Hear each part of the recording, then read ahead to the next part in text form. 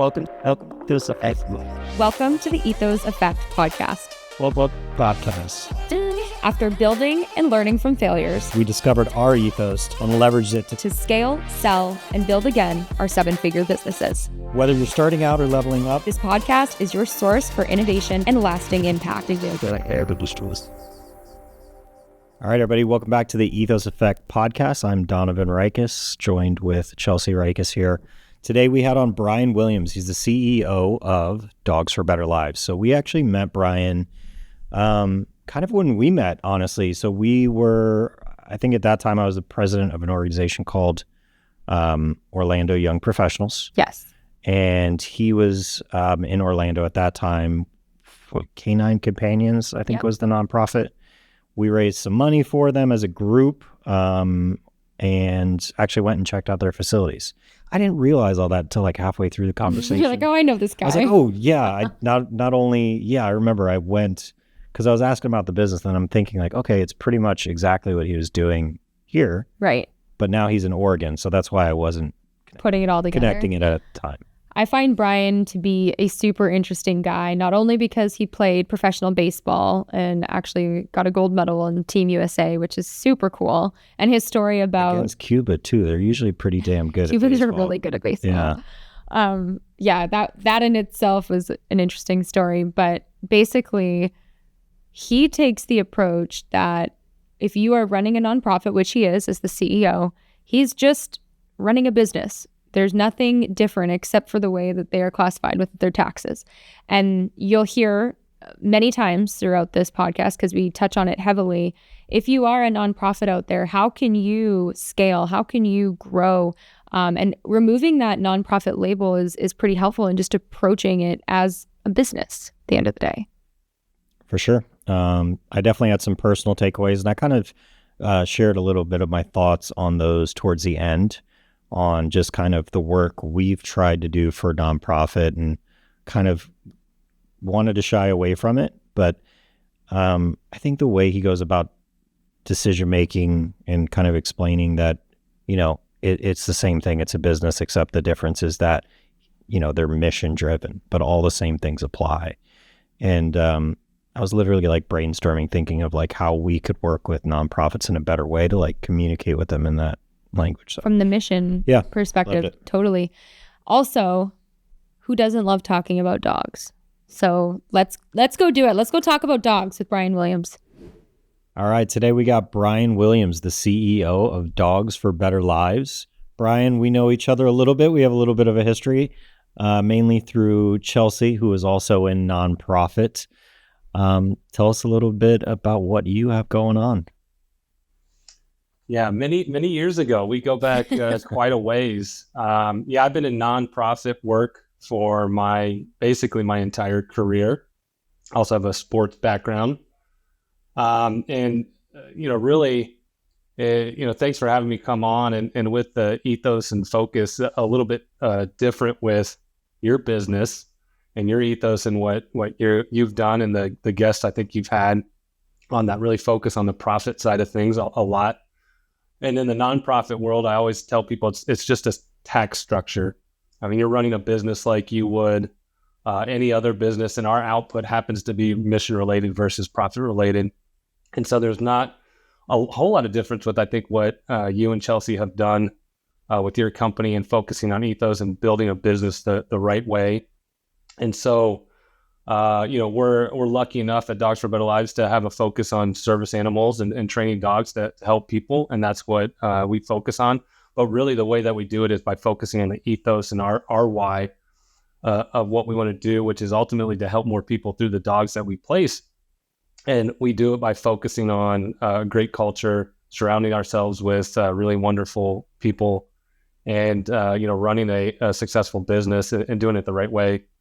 Not dissimilar to how, you're the two of you, as you launched your business and focused on really helping people. That's what we do here at Dogs for Better Lives, and hopefully we do it pretty well. I know that you played professional baseball, right, Bryan? Before we get into all the fun, like business and dogs, I'd love to hear a little background on that, like the opportunities it gave you and how you think maybe it contributed to your success. Yeah, it's like it almost seems like two different lives, and both of you come from an athletic background, and it doesn't come up in business a lot. So a lot of people, when they find out, don't even know that I have a professional baseball background. It teaches you a lot of things that you can really apply, and a lot of that is through discipline and the hard work that it takes to accomplish those things. But then also just the people and the experiences that you meet, the people you meet that you can bring into what you're learning from that experience. It was wonderful. It's kind of like business, and you have the highs and the lows, and you work really hard, and sometimes you fail. And in baseball specifically, in your softball background, you fail a lot. Yeah, I was going to mention that. Like success is 30%. Right. That's crazy. Right.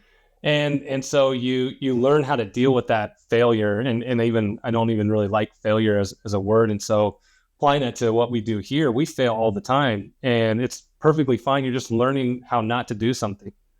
And when you're in sports, and specifically baseball, you fail a lot and you deal with it, and you get up the next day and you put the work in, and you go and do the best you can. And sometimes you'll see that success, and sometimes you won't, and you just got to push on and learn from it ultimately. And that's, that sports background really helps you in business, at least in my opinion.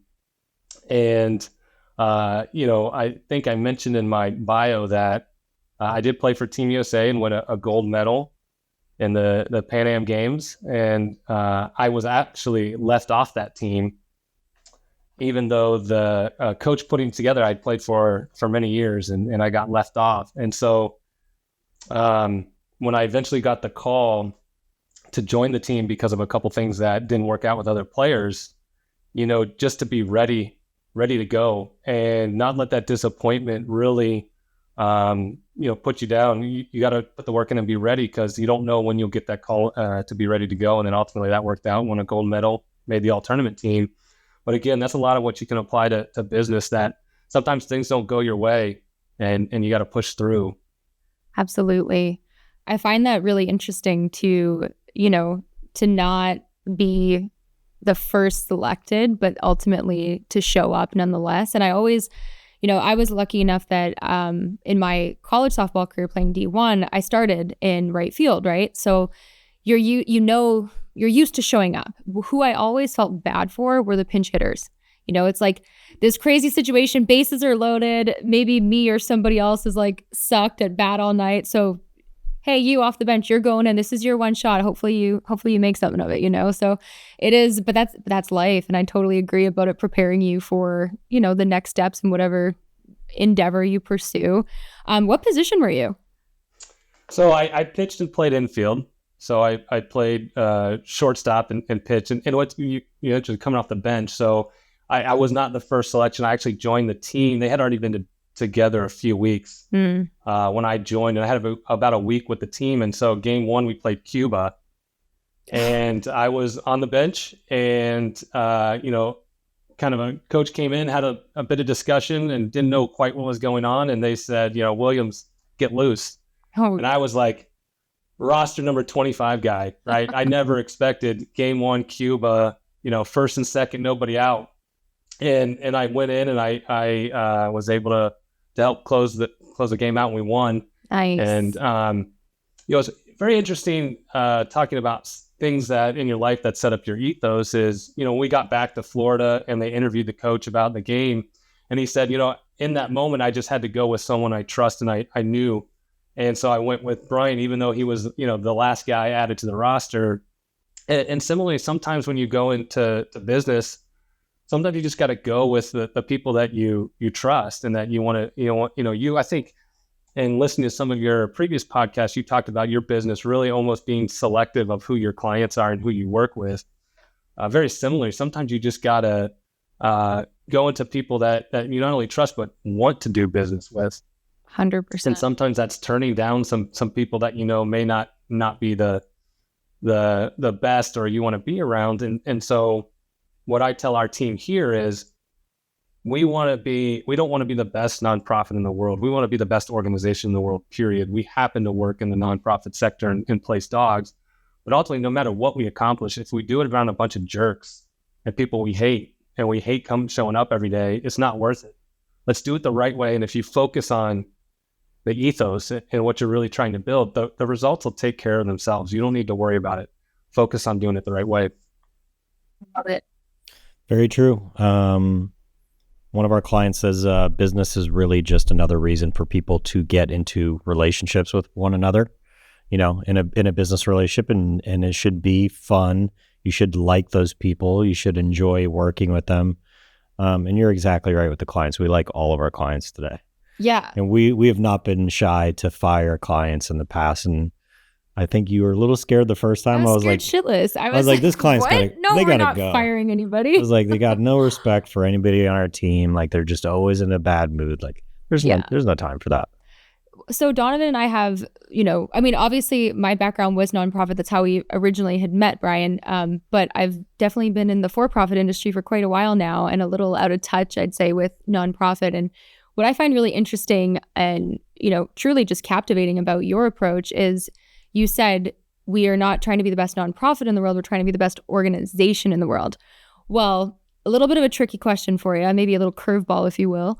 Donovan and I, when we've... No pun intended. But when we've had an opportunity to advise nonprofits, we've noticed that sometimes there are processes in place to not necessarily make the best decisions. And what I'm referring to sometimes is like budgeting.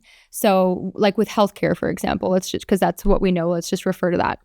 If they're allotted a certain budget one year, and let's say you bring in somebody like us that's going to save you money, well, then next year you're not going to get that much of a budget. So we've kind of seen some interesting decisions being made in order to like protect the allocation of funds in that budget. How do you deal with things like that? Because it feels like there's got to be some bureaucracy, that maybe ties your hands from being that efficient, optimized organization. Maybe I'm wrong, but... No, you're 100% correct. That's a great question. And so I'm the CEO, right? So, but ultimately my boss is not only the clients that we serve, the people that are benefiting from it, but the board of directors. And, what I would advise young CEOs coming into nonprofits is make sure you have a great relationship with your board, but a firm relationship. Mm-hmm. And so I tell the board, listen, once you approve my budget, you've gotten your say. You don't get your way anymore. Yeah, bye. And when I came in, we talked about surrounding yourself with great people. Well, to attract and keep great people, you have to take care of. We spend more time, with our coworkers and our families in some cases. Mm-hmm. And what I say is, if you don't take care of your people, the great ones are going to leave, and the only ones that stick around are really probably the ones that you may not want. And healthcare and employee benefits is a great area where I think nonprofits get it wrong. And when I came into the CEO role, our health benefits were terrible. And I remember, going and working with our, the equivalent of you and Donovan, and giving them really high quality medical care through their insurance. And, employees hugging me and crying because they knew that we were more interested about taking care of them than necessarily the bottom line. Money is both in our case, in the nonprofit world, money is the input, and then you have your output. But in the middle, you're going to have to spend, and where you invest your money determines how well you operate. And when you're skimping on things like health insurance and taking care of your employees, really you're shooting yourself in the foot in a sense, in that you're not going to keep great people around when you're not willing to invest in them. Do you feel like as a nonprofit, because everything is so mission driven and mission focused, that maybe you have a leg up on attracting talent because people are looking for that purpose? Or do you feel like, and here's what I've heard, nonprofit, when you work for nonprofit, and this is what I was told when I worked in nonprofit, you're going to be fulfilled with your work. Obviously, there's the purpose mission piece. You're going to have a little bit more flexibility, and we've got great benefits. At the time I was 22, I had no idea what any of that shit meant. Whether they had great benefits or not, I didn't feel like it was flexible. I was there, 8 to 6 every single day. But anyways, do you find that is true in your world? These are such great Sorry, questions. I'm really coming at you today with these hard ones, huh? And the answer is yes and no. So you can get higher quality talent because they're passionate about what your mission is. But at the same time, when you make strategic and specific business decisions, they don't like it, right? So my background, I'm entrepreneurial. I've always had that spirit. I, never thought I'd be in the nonprofit world, kind of stumbled into it and loved it because I approach it. We're running a business. We're not an employment agency. We run a business. And so while I think what CEOs get wrong is communicating that to their teams that want to be all about the mission. They don't care about dollars and cents. They don't want to cut programs when things get tight. And, what I found in moving into the CEO role is that you really have to communicate well because it is all about the mission. That's all we're about. But at the same time, I have to look at what decisions are we making strategically to ensure that we can help the most people as possible. And sometimes there's that pushback when you have people who are here solely for the mission and don't want to hear really about anything else. And scaling and growing is that number one challenge. 100%. Let's just help our few people we're helping, and that's it. And what I've been brought in to do is scale and grow significantly. And so you get a lot of that pushback. Why are we even growing? So when I came here, we had one location in Southern Oregon, and that's all we did. And we had a lot of West Coast focus. We've acquired a new campus and opened it in Massachusetts. We have our third operations in Texas. And then now we're moving into the Southeast. And you get a lot of pushback of why are you doing this? Why are you doing this? And ultimately it's the mission, but people sometimes don't want to hear that. So you do attract high quality people, and you can get some talented people you might not otherwise attract. But at the same time, you've got to be very careful about how you're communicating decisions that are being made. Yeah, the messaging and the positioning of the messaging I could see is even more important when you're really working with mission-driven folks.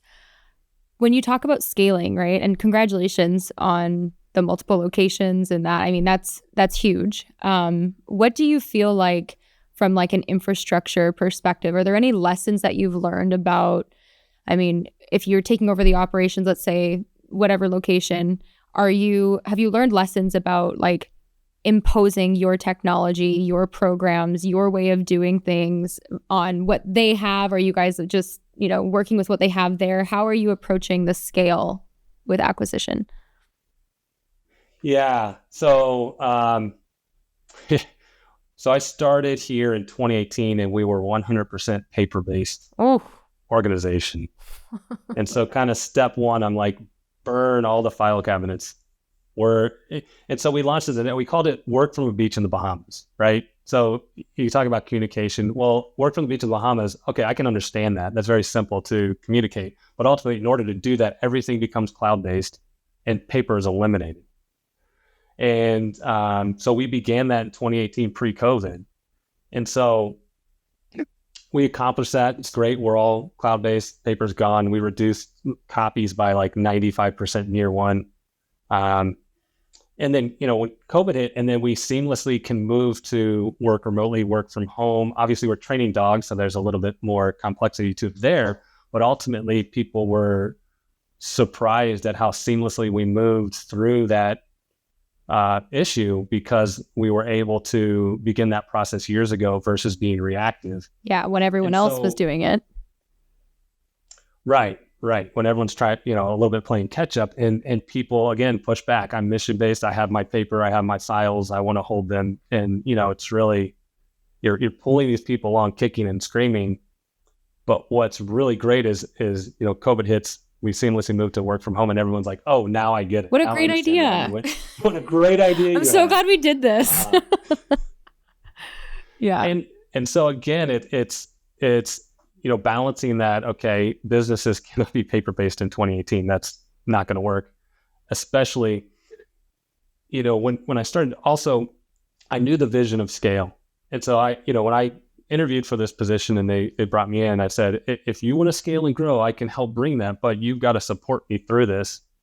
And so I knew what it would take. And I knew that everything needed to be cloud-based because I was thinking of where our future locations will be and how do you operate multiple locations. Well, not everybody thinks in an entrepreneurial mindset. And so, to me, connecting those dots might take 30 minutes, and to somebody else, it might take 10 years. And so, again, kind of that balance of we're doing this. This is the decision that's made. I understand you don't like it, but just come with us. I'll show you the way. And now, in hindsight, it's a genius decision when, someone like me, you and Donovan are like, that's just natural. What do you mean you don't want to do that? So yeah, the infrastructure piece has been challenging to others, but not necessarily me knowing the direction that the organization really needed to head in. Yeah, that makes sense. What advice do you have for any nonprofits that are listening? And actually, quick question, why do you think nonprofits, this is going to sound really weird, but I feel like they put themselves in like this special category, right? Like I've talked to people where they only do marketing for nonprofits, or they only do consulting for nonprofits. And the consulting piece, I understand if there's grants and things like that, but it's almost like there's just this total mindset switch. And I'm just so interested in like hearing how you brought the entrepreneurial mindset to nonprofits, and like what advice can we give to others to do the scaling that you're doing and keep your mission driven folk, but continue the growth and the impact, right? Like, is there a one thing or two things that you could tell other nonprofits that you're like, you guys got to get out of your own way. This is what you got to do. Yeah. Again, I'm more aligned with you. It's a tax structure. How we file with the IRS is different. That's so it. You just don't even use the label. Right. Yeah. You're still running a business, and you still have return on investment, return on assets. You have your input of dollars and resources, and how are you utilizing those dollars and resources for your output, whatever that may or may not be.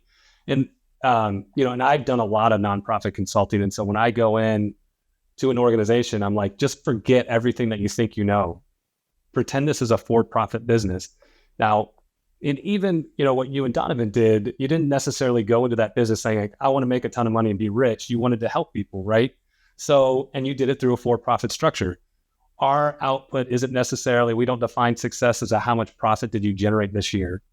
We define success by how many people we help through the dogs that we place. And so that's it. And so really nonprofits, really nonprofits are small businesses, right? They should operate like a small business. Our budget's $4 million. You have the St. Jude's of the world that are $1 billion nonprofits. They operate their business. And so I would really encourage and advise someone who's running a nonprofit, or in your case, as a company that might serve nonprofits, forget about the tax structure.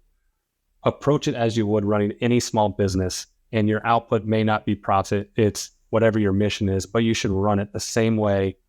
If I was running a family business, I would run it the same way that I'm running Dogs for Better Lives. Yeah. It's interesting. So tell us about the day-to-day in Dogs for Better Lives. I keep wanting to say something else. Dogs for Better Lives. The day-to-day of I guess finding animals, placing them, training them. You mentioned something about training. How are you guys training, and what kind of things do you bring into the community to help with all this? Yeah, so day-to-day, interesting. We talk about scale. So, we have a supply of dogs. Like you would have, people hate when I say this, but if you're producing a widget, you have your input, your training is what you do to that widget, and your output, which is the trained dog. And, one of our biggest challenges is on the supply side of dogs, and for good and bad reasons. The shelter environment, animal welfare facilities, it's been great. Adoptions are up. Spay neuter has taken hold in this country, and there's fewer dogs in shelters. It's a wonderful thing. It's not great for our business because our supply for 40 years has been through shelters. And basically assessing dogs in a shelter, bringing them into our facility, training them, and placing them. And so as we began to attempt to scale, again, COVID hit, people were adopting more dogs. Shelters were empty, especially here on the West Coast. And so we had to look at, well, if our supply is dwindling because of things outside our control, what then are we going to do? And we talked a little bit about failure. Well, when I started, I said, well, you bring in way more dogs, you keep your success rate up, and then you place more dogs. It's very simple. But what we found is, as the number of dogs we brought in from shelters increased, our success rate decreased, and we were actually placing fewer dogs and wasting resources. So we had to course correct. And so we pivoted on that model, and we now have a new pilot program that's happening down in Texas, which is a different model than we've ever done in our history, and then it's showing much greater success. And so now, as if any business, now we're working to scale it. And then we also had to, we started a small breeding program, and now we're also breeding dogs as that supply into training and then ultimately placing.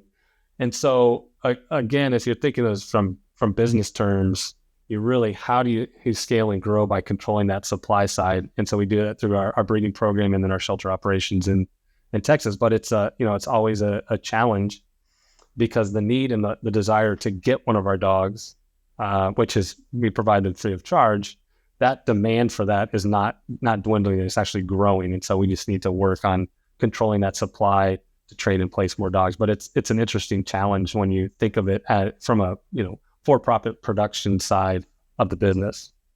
What kind of training are you doing? Is this like training for people with disabilities or just general behavioral things, or?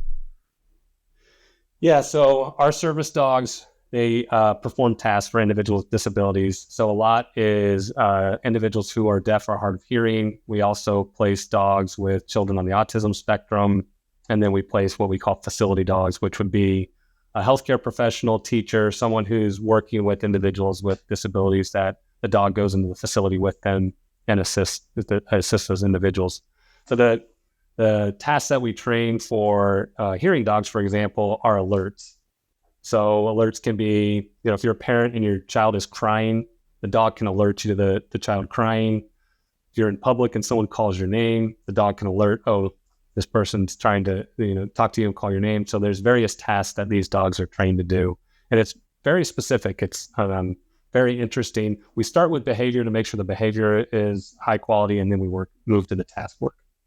When we first kind of, Donovan and I started partnering with you when you were at Canine for Companions. Did I say that right? Canine Companions. For Independence? Mm-hmm. Yeah. Close. Something like that, right? There was a lot of labs. Is that consistent across the board? Like even at your new, not new, you've been there a minute, but at your nonprofit now, is it all labs as well? Yeah, traditionally labs, golden retrievers, and then what we call crosses of the two. And that's on the breeding side of things. Okay. So those dogs are specifically bred for various reasons, behavior and temperament being the most common. But then in our shelter work, we get really a very wide variety of dogs that come in through our shelter program for training. We don't have, breed restrictions or anything that we exclude from the shelter program. So we almost operate two separate models. One's through our breeding and one through the shelter operations. I really love that, you identified the problem of supply and then just created a program to fix it. Like that truly is just running a business. I love it. How does it work with order of placements? So like if somebody is more severe and more in need of a dog, but they join the list later, how do you guys handle that?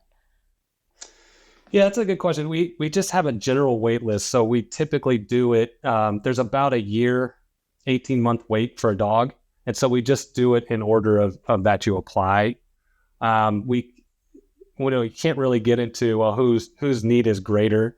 That's very subjective. And so we try to avoid that. And we just do it by who joined the wait list first, typically gets a dog first. But then you also have that matching component. That was my next question. What does that look like? And what do I need? I want another dog, but no. I'm just kidding.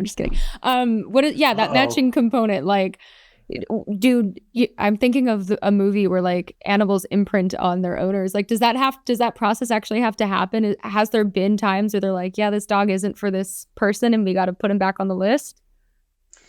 Yeah, absolutely. We call it the art of the match. And so, for example, if we have a higher energy dog, then we'll look at, so we go through our application process. It's a paper, no, it's online application. And then, Better not be paper, Bryan. I know, it's paper. We're in trouble. But, we want to match a dog with your lifestyle. So if you're a Donegan and are very active, you like to hike, run, we're going to take a dog that likes to be out and active.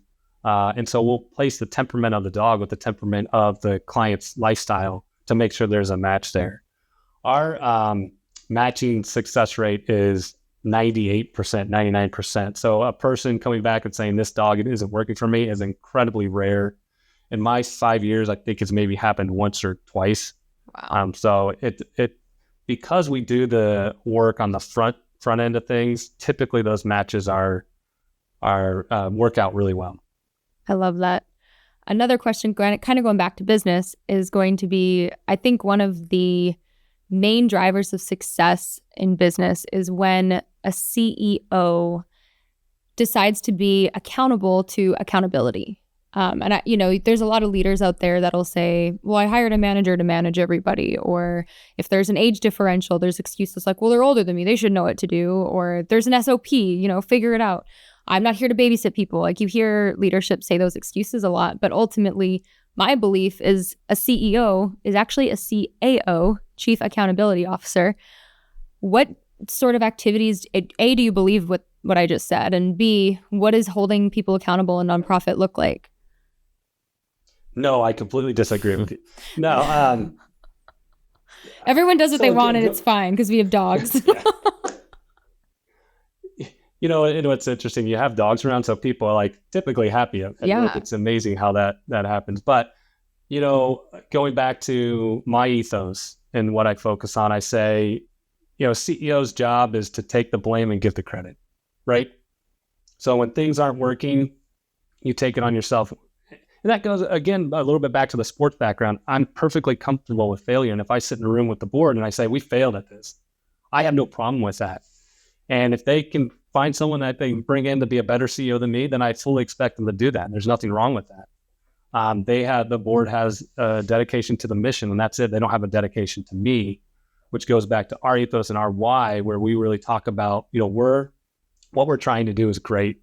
The dogs that we place change people's lives. We want to do as much as we can. And it's not about me or you or anybody else. It's about that mission and getting it done. And so, when there's things that are failing, I take the blame. But then as soon as we succeed, you've got to give it out, give it elsewhere. Because ultimately, if you think about it, I'm not training dogs. I'm not placing dogs. I'm not selecting dogs. I'm not doing the actual work. I'm hopefully helping to lead it in a strong way, but ultimately the credit needs to go to them. And I think that, that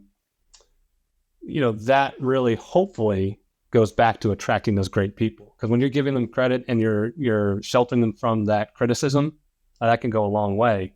And so, and a more specific answer to your question about accountability is we, and this is what some nonprofits don't do really well, is we have probably 50 or 60 data dashboards.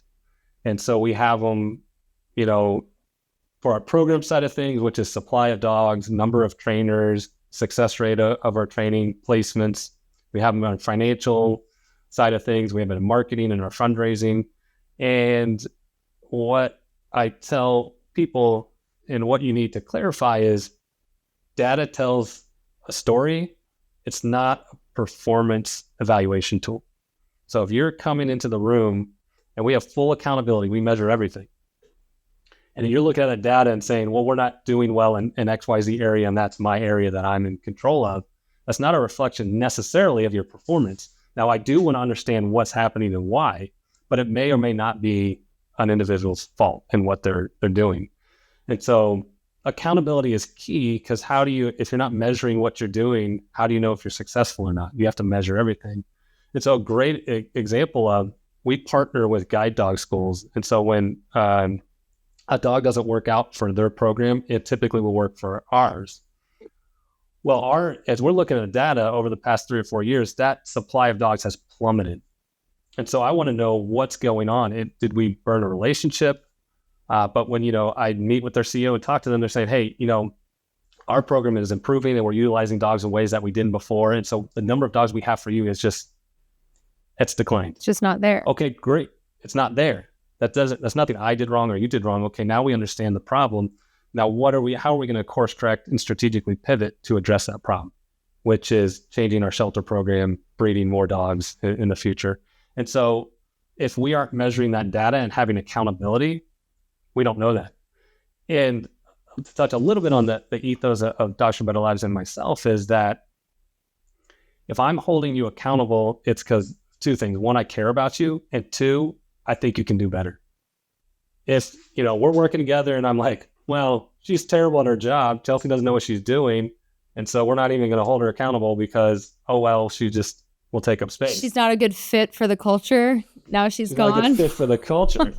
And so, I always tell people, if I'm coming to you and holding you accountable, it's because I think that you've got more in you and I care about you and I want to see you be successful.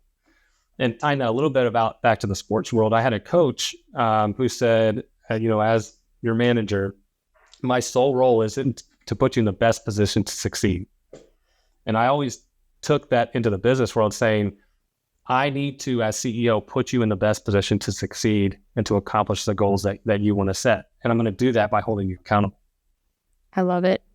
It's so interesting, having as many business conversations as we have and how often the success is tied and linked to empowering the people within your organization. It's incredible. The other thing I really like about the way that you approach accountability is you take the pressure of performance off a little bit, because you're right. The data is not always truly indicative of the situation, and it's important to give people the benefit of the doubt. We've been using a lot of KPIs in our business to measure specifically marketing, sales, service, and leadership. And, every week, the entire team, transparently, we're looking at these KPIs and these metrics. And this week we had a big fire come up and so was doing this, which was, very profitable for the business, and they needed to do that. But for that reason, maybe this one number is down. So you have to manage the process, take the data with a grain of salt, but not manage people, right? Is always what I end up hearing, and I just love it. Take us through what's next. I know you mentioned the Southeast, so what does that look like? Where are we doing this? Where can I come hang out with dogs? Well, and what's interesting about what's next is so we laid out this plan in 2019, and as in any business. Sometimes things work out and sometimes they don't. You fail, you learn, and you move on. And so we actually were originally targeting the Southeast as our second location.